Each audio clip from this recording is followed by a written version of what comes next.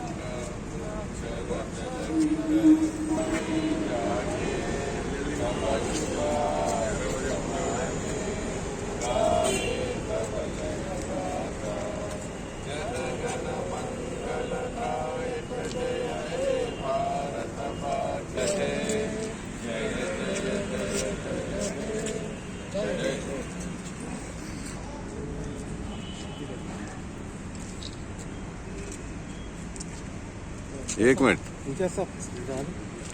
आ जाते